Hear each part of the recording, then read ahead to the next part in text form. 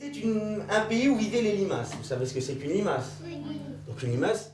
Depuis plus d'un mois, la médiathèque La Pléiade a mis en place différentes animations autour de la lecture et particulièrement autour du conte.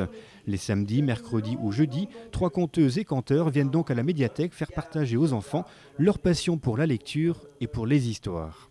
RTV est parti à la rencontre de l'un d'eux, il s'appelle Tom et comme tous les samedis matins, il fait voyager le public dans son univers magique, imaginaire, drôle, loufoque et passionnant. J'ai quand même un enfant qui a maintenant 9 ans, ça fait quand même quasiment 5-6 ans que je leur lis des histoires tous les soirs, ça me donne quand même un petit panel. Donc j'en invente et j'en interprète. Et il y a des fois des histoires qui sont vraiment très bien, celles-là je les apprends et puis j'essaye de les réciter telles quelles. Le petit écureuil, il va voir les arbres et il va voir le bouleau. Vous savez ce que c'est que le bouleau? C'est un arbre qui a beaucoup de travail. Et le petit écureuil va voir le bouleau et lui dit « Bonjour monsieur le bouleau, j'ai froid, j'ai faim. Et je vais peut-être mourir. Est-ce que tu pourrais, cet hiver, me garder auprès de ton trou ?» Mélangeant histoires connues et inventées, ce sont 4 à 5 histoires différentes que Tom raconte chaque semaine. Pourquoi le sapin ne perd pas ses aiguilles? Pourquoi l'escargot a-t-il une coquille?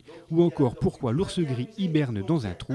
Autant d'aventures racontées avec un style bien à lui. En fait, je n'ai aucune formation de conteur. Je raconte des histoires avec mes enfants, donc je les raconte vraiment avec mon vocabulaire à moi.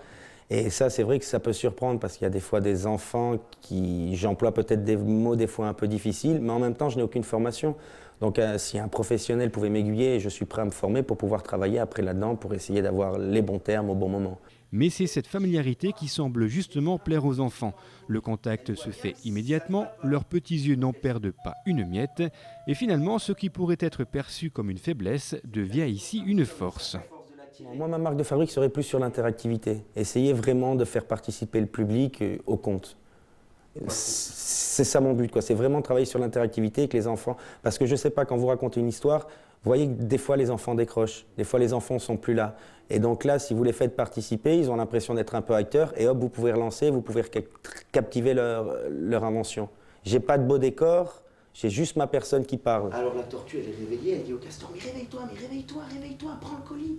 Mais le castor, il dort. Il n'est pas réveillé. Alors l'homme de bois, il frappe encore plus fort, et là, personne ne lui répond. Alors il rentre, et il voit qu'il y a un castor devant, et il comprend la supercherie.